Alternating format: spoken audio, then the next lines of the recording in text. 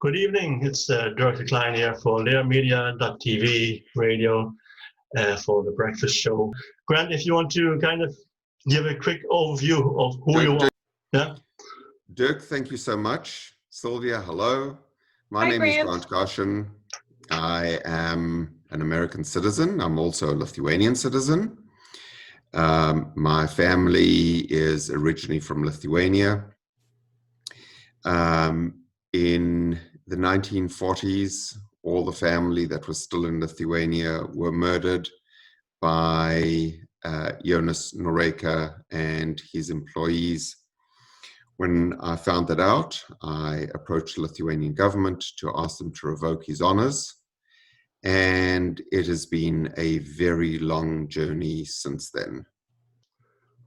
A lot of obstacles have been put in your way as well on that journey. A great many obstacles, much deception, enormous dishonesty, enormous Holocaust revisionism, intimidation. It has been an extraordinary journey, and I assume it will continue along the bumpy path we've been on for the past many years. Yeah, and I've read some of your stories that they're amazing, and Silvia, as I only found out recently, you're the granddaughter of General Noreika. Is it Noreika? Jonas Noreika? Is that how you pronounce his name? Yeah, Noreika. Okay. And can you tell us a small bit about yourself, Silvia? Sure. I'm in Chicago, and now I'm a high school English teacher. And before that, I was a journalist for 20 years. I'm a practicing Catholic, and my grandfather is Jonas Noreika, also known as General Storm. He wasn't really a general, it was a code name. He got as high as being a captain in the army. So General Storm was the code name he gave himself when he was leading a rebellion against the Soviets in 1946. Okay, so that code name came after World War II, 1946. Yeah. Okay. But of course, and he wasn't. He's been hailed in Lithuania as a hero, and Grant. That's why you kind of. That's what maybe it's the wrong word to say, but for lack of a better word, your crusade came to have a better look at his past in World War II, and not just take it that he was here. He really wasn't, because he was responsible for the death of thousands of Jews. I understand. So can you tell us a small bit on how you started your research on that, if you don't mind? Certainly. I went to see where the death pits were that contained the bodies of my relatives. I wanted to go and say a prayer for the dead at where they probably lay, and I wanted to pay respects to my relatives. And when I was taken to the site of the murder site, I asked the question, who did this? Who shot them? Who gave the orders? Who tortured them?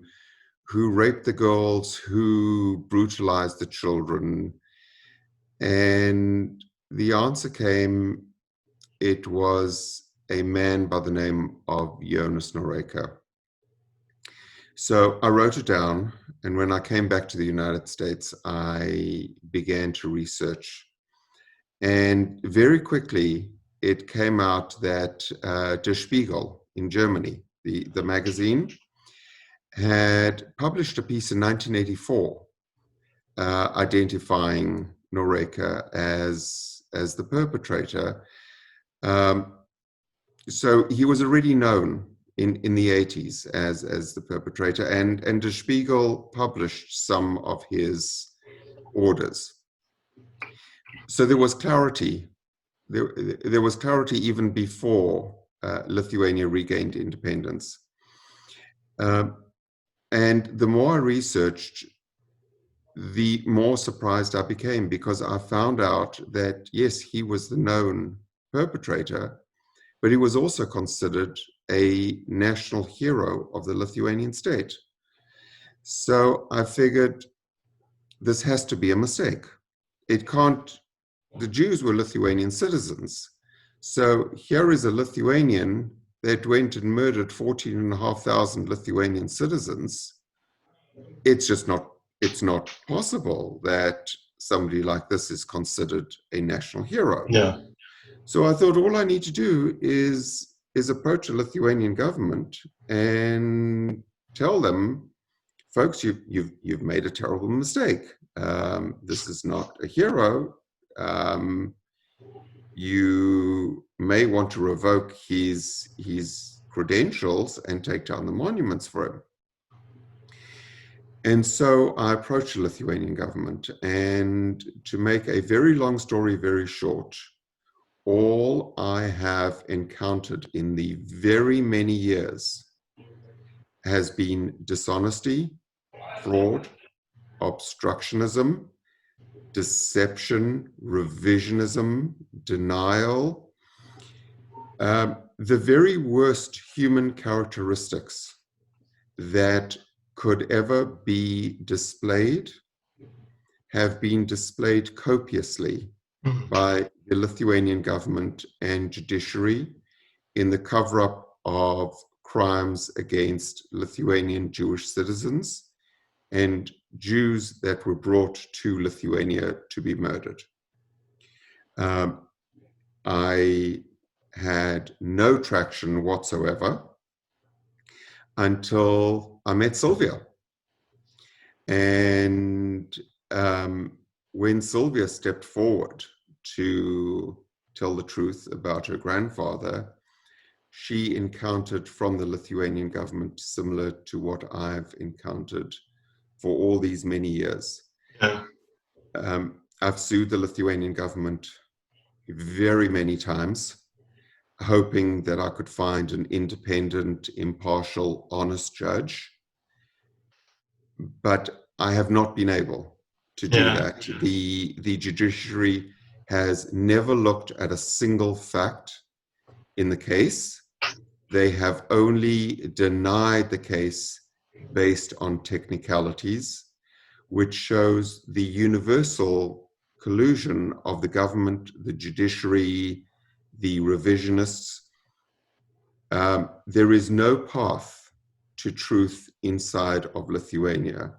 Yeah. It is going to have to come from the outside world. Outside, and unfortunately, because as you know, I do a lot of work on the Holocaust myself as well, and I encounter a lot, not just Lithuania, but a lot of, for some reason, Eastern European countries, they like to revise their history to suit their own needs. The Holocaust often for them is an inconvenient truth. I find, and that's putting it mildly, of course.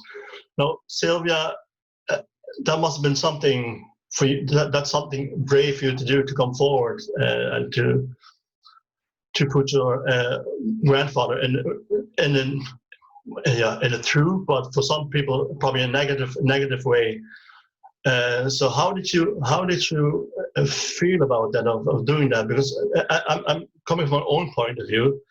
One of the reasons why I started looking into Holocaust is because of the execution of my grandfather. Now, there's a lot of mystery about that. So I have this fear that one day I'll find out that maybe my grandfather wasn't a good man either. He was Dutch, and I don't know, there's a lot of mystery surrounding that. So I have an anxiety about that. How did you go about that when you found out that your grandfather was responsible for these heinous acts?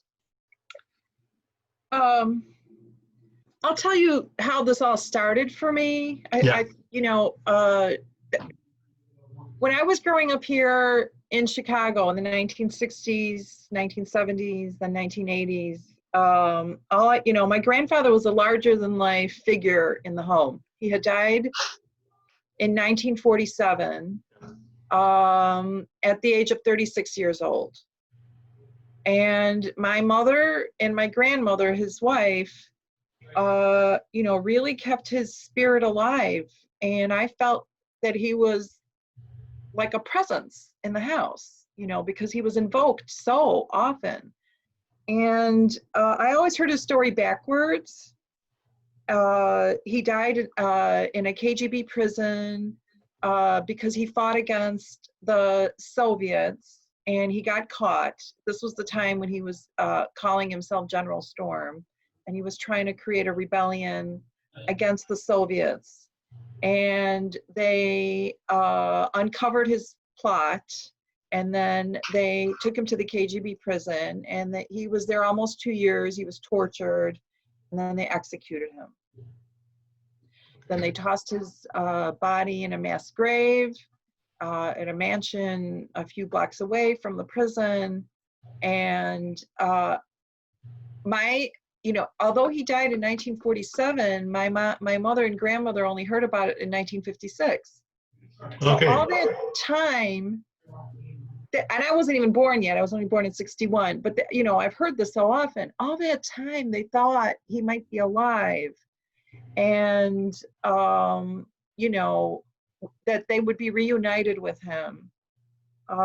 So anyway, before that, he was in a Nazi concentration camp in Stutthof, also for 2 years, where I heard he was tortured. And before that, he was the head of the Cholet region during the Nazi period.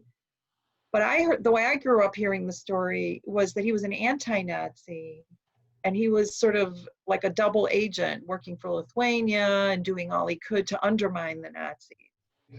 And the version I heard was that the reason he got in the concentration camp was because he stood up to the Nazis.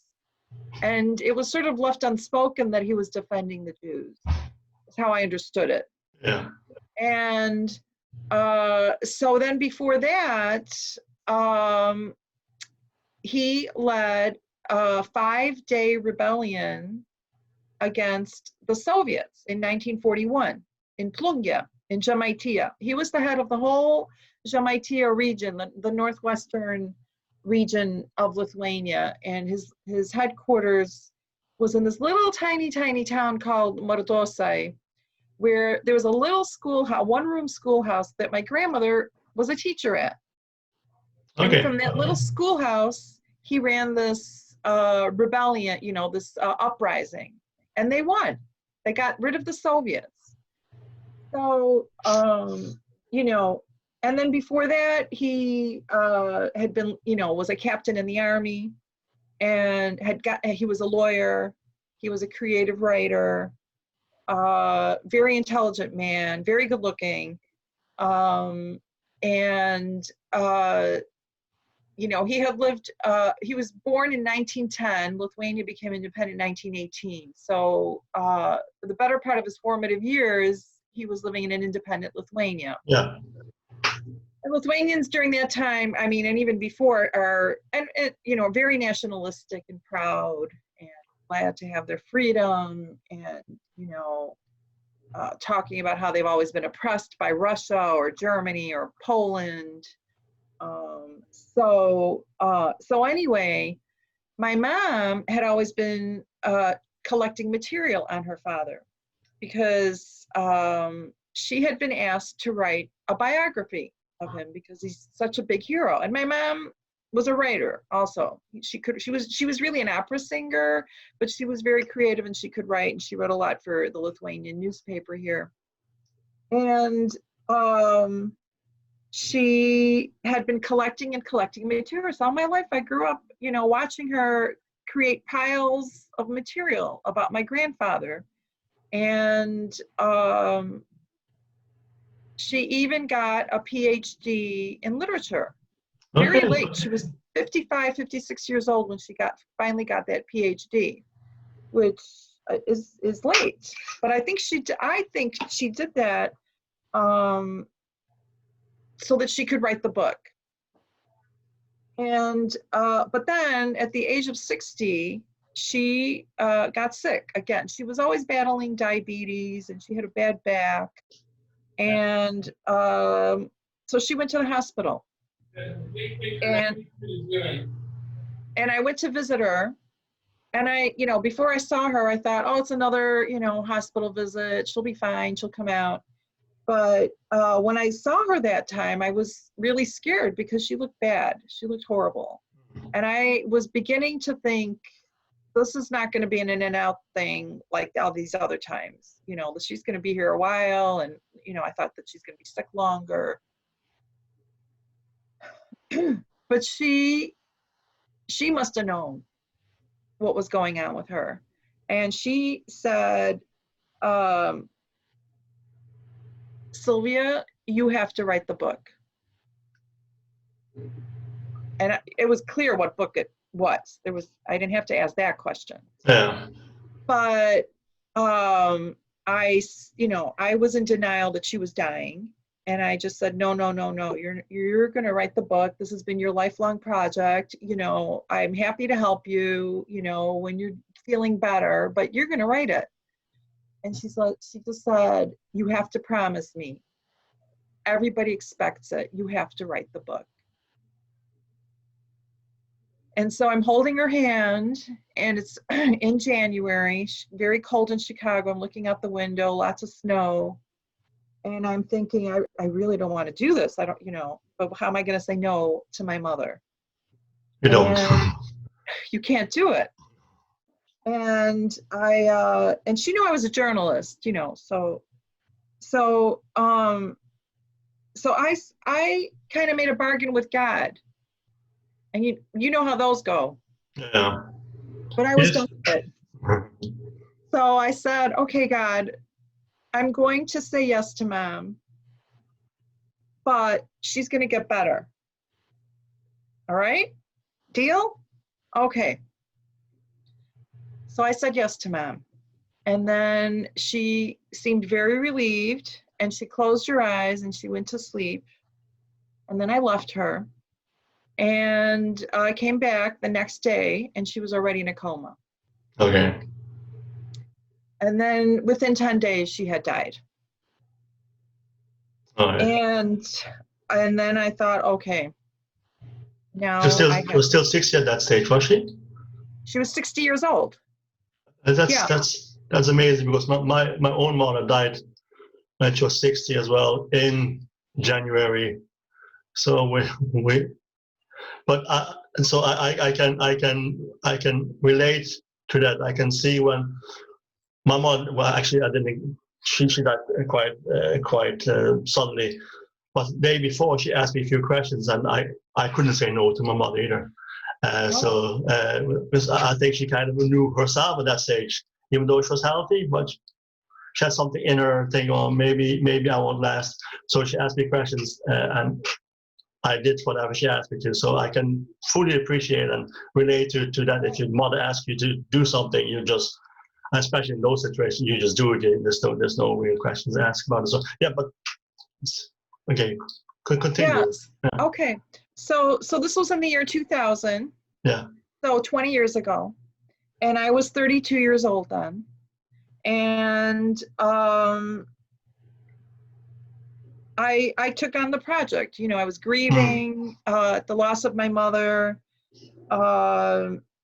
depressed, sad, panicky over this book, but I also found some solace in this project, because it sort of connected me to her and my parents' homeland, my heritage homeland. And so I was kind of like starting to embrace it and thinking, maybe this is a blessing in disguise after all. And so she had so much material. She had just folder after folder after folder of newspaper and magazine articles on all this heroism, she had 3,000 pages of KGB transcripts. Wow. That were originally in Russian, and she had them already translated in Lithuanian. Wow. So, so that was huge. Yeah. Then she had a lot of sentimental things. When he was in Stutthof, he wrote my grandmother 77 letters from the Stutthof concentration camp. And they were written in German because the Nazis only allowed the prisoners to write in German. She had my grandmother translate all that into Lithuanian. And then he wrote a little fairy tale for my mother, because at the time she was 5 or 6 years old when he was in that concentration camp. So he wrote her a fairy tale, and my grandmother also translated that into Lithuanian. So all these were like precious relics in our family.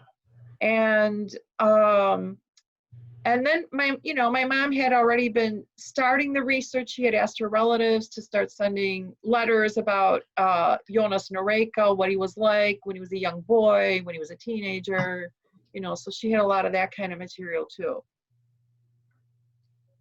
So I was just sort of bringing everything over from her house. She had set up my old bedroom as her studio.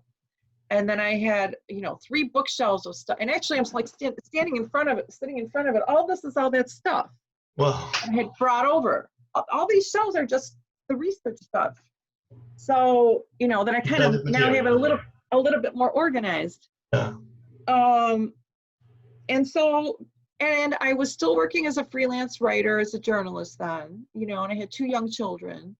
And so this was not a full-time, this was just something on the side for me.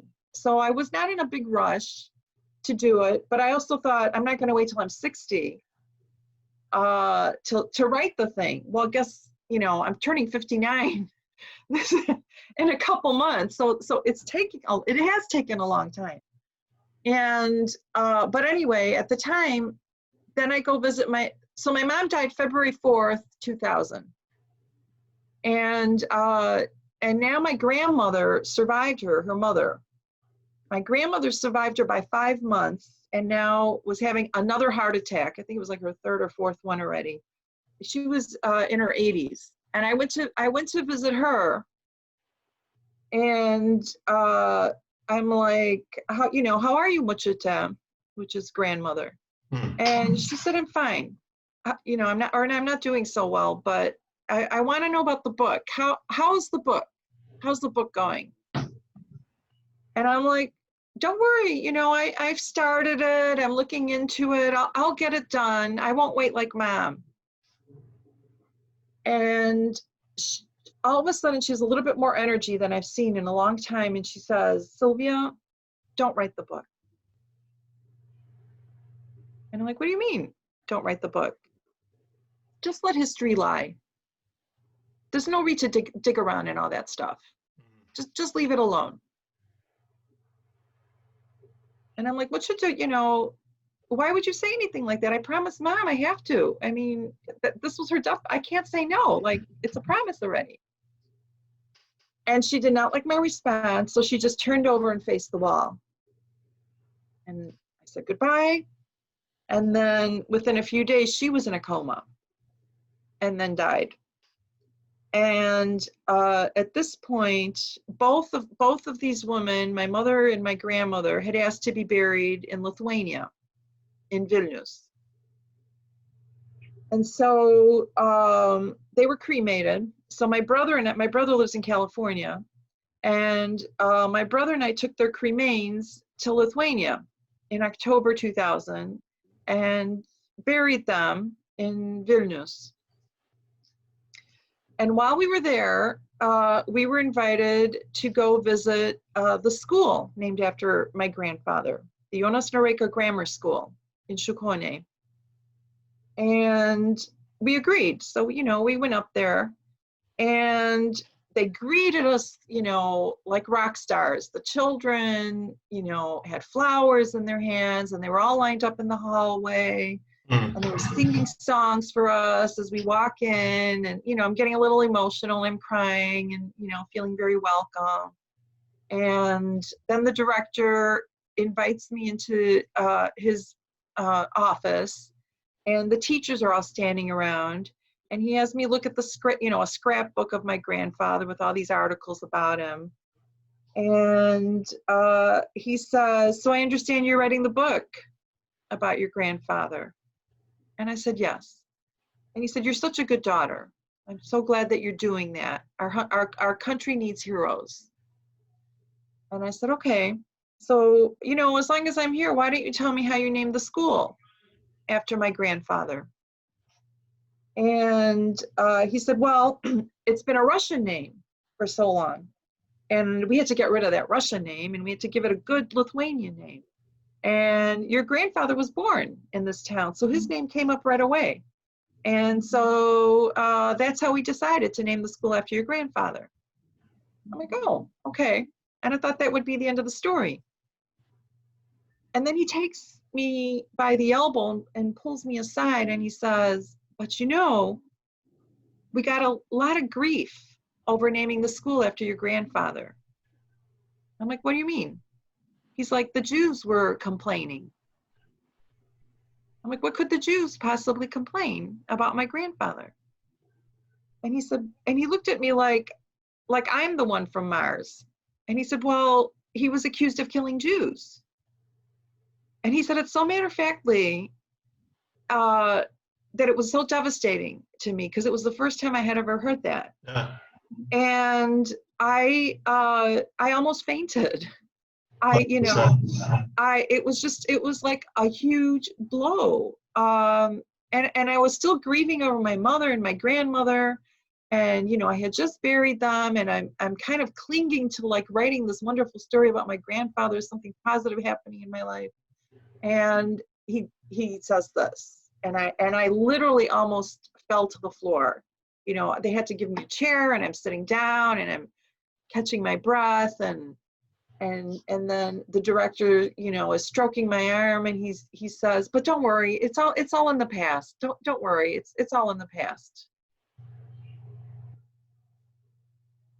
And so I kind of recovered and went on with the day. They had us pass out these little medallions to children who were running races, and the medallion had the Jonas Noreika name. He would have been 90 years old on that day. Okay. So it's kind of a 90-year memorial in his honor. And they liked that the grandchildren were there passing out these little medallions to the children. So I was sort of recovering, but I was, that was my first clue that there was something different going on with my grandfather. That you hadn't heard the full story yet. Yeah.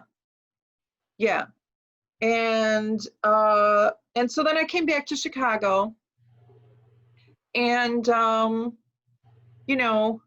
I started asking relatives and friends, did you ever hear this story about my Jonas Noreika killing Jews? And people had heard this. Nobody told me. People had actually heard this. And I said, and they're like, "It's just communist propaganda. Don't believe it.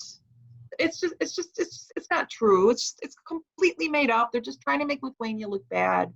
We've got finally a nice hero, and they're just, trying to make everybody look bad. Don't believe it." So I liked that answer because it was convenient for me. Yeah.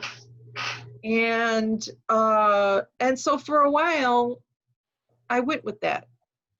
And so for many years, I was in denial myself. But I can understand that, because it is not something you like to hear from about a family member. If it's just something you can't fathom, that someone you always had known as to be by all means, he sounded like a lovely man. For he even wrote fairy tale. Then hearing something like that, I can totally understand that you would be in denial, because hey, that couldn't be true, of course, in your mind. Yeah, that's exactly right. So, but then if you know, like, as I said, this was a side project for me. So I wasn't at this full time. But you know, it took me I went through all the easy stuff first, you know, all this, you know, I went through all the heroic articles about him. I read the KGB transcripts. I read the fairy tale. I read the letters from Studhoff. But then in my mom's archive, I came across a brochure that he had written, a 32-page brochure that translates into Raise Your Head Lithuanian. And basically it was a rant against Jews, telling Lithuanians not to buy any more products from Jews. The Jews are foreigners. They've come in and stolen everything from us. How come they have all the businesses? How come they have all the university positions? How come they're the professionals? How come they're the lawyers? You know, how come they're the journalists? This is Lithuania. Lithuania for Lithuanians, not for the Jews. So like, it was like this for 32 pages. And when I was reading this, it was another shock, because before this, I was thinking, well, maybe I could exonerate my grandfather. I'm going to prove how he was so wonderful and he had nothing to do with killing Jews. And when I read this brochure, I thought, this is not going to help me. And I wanted to burn the thing. But, you know, the journalist in me kept it. And so then it became a fight between the journalist, who is trained, you know, to write about controversies and the truth, and the granddaughter who wants to protect what a wonderful hero he is. Yeah. So that's sort of the beginning of the story. Okay. Totally fascinating, Silvia. Again, I just, and that's a fear I have myself, that I will some stage will discover something about my grandfather which I really do not want to discover. But the person in me as well, I know I haven't come to that stage yet, because for all I know, he was a member of the resistance, but I have no evidence of it. And he was executed for no, and I don't know the reason what for, because he wasn't in the army, but the Germans did not kill Dutch soldiers because they were an army. Once the army had disbanded, that was it for them. They either joined the German army or whatever they did, went their own way. So, but unfortunately, all of my family members have died. So I'm kind of getting bits and pieces. So far, it's still positive, but that's a fear I have. No, that come to some stage will come to you where you are, but maybe not to that extent. But it is a fear, because for all I know, he was a hero as well, and it might turn out to be something different. So, and then, of course, we have a good friend Grant there. He was already researching stuff on your grandfather. No, it must have been for both of you. Must have been because undoubtedly there's a lot of obstacles put in your way, and undoubtedly there must have been threats as well to you. Have you come across any people who wanted to harm you or whatever? Because I know it happened to me. So and I'm only I call myself a simpleton who writes stories about Holocaust, and they're not even that in depth. Just kind of things that I think that will capture people's imagination. And I've come across people who want to try everything to get me offline. I've had threats from Croatian neo-fascists and neo-Nazis to say, well, if you ever find out where you live, we'll come for you. I say good luck with that. But so I'm pretty sure you must have come across something like that as well. Have you come across any hostility, any even violence, even verbal violence? So I can see you laughing, Grant, so I take that as a yes. The Lithuanian government threatened me with criminal charges for submitting academic studies. I received a threat of violence this morning. I receive regular threats against me. Lithuania has what they call elves. These are a volunteer group that are out to shut down any discourse that may reflect negatively on Lithuania. I am regularly labeled a Lithuania hater. I am regularly told that I'm an agent of the Kremlin. The names I'm called are just astounding. They will do anything other than address the facts. Silvia's website with her research received so many complaints to Facebook that Silvia's site was coded as a hate website. They are constantly trying to silence me, silence you, Dirk, and silence anybody that wishes to expose the facts. And fortunately, I am an American. No matter how many times I inform them that I'm not Russian and I really don't know any Russians, I'm not a Kremlin agent. I keep expecting the check from Putin that they say I'm receiving. The threats are relentless, and I, as an individual, know what the people with these values did to my family, and they are not there to stand up for themselves any longer. And I will stand up for them, and I will not be intimidated by threats of violence or suppression of speech. I suppose actually as the counter, it works the opposite way for you, I suppose, what it does for me. Every time I get, I'm kicked from Facebook every second day, I think. Yes. I'm getting, last week got an email from somebody who calls himself Adolf Hitler. But Dirk, these are their values.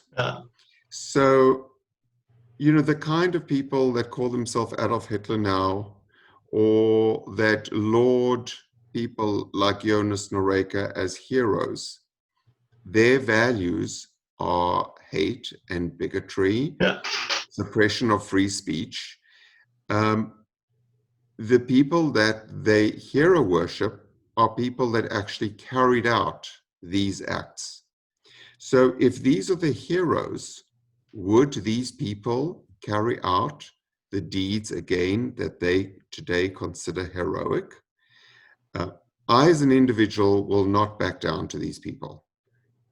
They carried out their wishes before. I'm not going to stand by idly while they elevate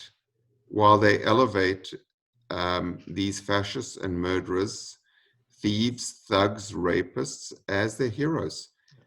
I'm not their victim. I'm not on my knees, and I will not put my head on the ground to be clubbed. It would make so much sense, and it would be so much easier for everyone, really everyone, if they would just admit to their history, and people can move on if they admit to the mistakes that they've made in history. Now, I have to say, coming from the Netherlands, so we weren't that great either at times. The way the Jews were treated after the war was awful. And it's only this year, January 26th, that the Dutch government finally apologized for the mistakes they made, for how they treated and mistreated the Jews. And that's only because of mainly actually because of a Holocaust survivor, Eddie Boas. He survived Bergen-Belsen with his family. And he's been pursuing them for years and years and years. He's 80 now, and on his 80th birthday, just January 26th this year, the Dutch Prime Minister finally gave in and apologized for the mistakes that made during the war and all the mistakes, and even more so the mistakes they made after the war and how they treated the Jews. And it was only a few months afterwards then that the Dutch king actually acknowledged the mistakes that his grandmother made, the Queen Wilhelmina at the time. So if all of the European countries, because I see there's a lot in Eastern European mainly, where there's a lot of revisionists, there's a lot of Holocaust denial. There's Holocaust denial everywhere, but it appears to be in countries like Poland, Lithuania, Ukraine. They really want to hide that bit. They really want to make themselves all look like heroes, but none of us did anything wrong. We all fought the Nazis, we're all great. And every country in Western Europe or Europe, no one can say we weren't involved in any crimes. It goes for everyone, for every nation. We'll have people in there who perpetrated, who collaborated with the Nazis, and something to be proud of, but something that needs to be acknowledged and work from that. I mean, that I think if Lithuania would accept that, would make it easier for them as well, because this is going to go on. People like you and me, we'll keep talking. We'll keep on repeating the stories, telling the stories. That's not going to stop. So make it for the lives for them easier as well. Just accept what has happened and move on from there, and see what can be done. What can be done to damages can't be undone. That's impossible. But work with it. See what can be done, and I think that's important at this stage in the whole Holocaust narrative to deal with things. Now, Silvia. So Dirk, let me just respond to that for a moment, please. Sure. The model put forward by Mr. Mandela in South Africa was a truth and reconciliation. Exactly. Truth had to be told first, yeah, before there could be reconciliation. I began my efforts in an effort towards reconciliation, and then I realized that in Lithuania, truth is not available and will not be tolerated. Yeah. There cannot be genuine reconciliation based on lies, because eventually the truth will come out. And if there has been acts towards reconciliation based on lies, that reconciliation will then be destroyed because it was based on a lie. Yeah. So if one wants true reconciliation between peoples, one has to have truth established. And this is a prerequisite that Lithuania will not follow. Yeah. Because the truth hurts them. It's an inconvenient truth for them, and that's probably that. I don't think it's that is why they don't deal with it. They just try to keep the lie going, and I think it's such a shame. It's a shame. When the 21st century, I would have hoped we would have moved on a small bit, but. And what scares me, it's kind of returning the whole, looking at a new case of anti-Semitism. We're nearly at the point where I'm afraid that it just takes a small spark to ignite the whole flame again, the whole fire again of widespread hate. I hope I'm wrong.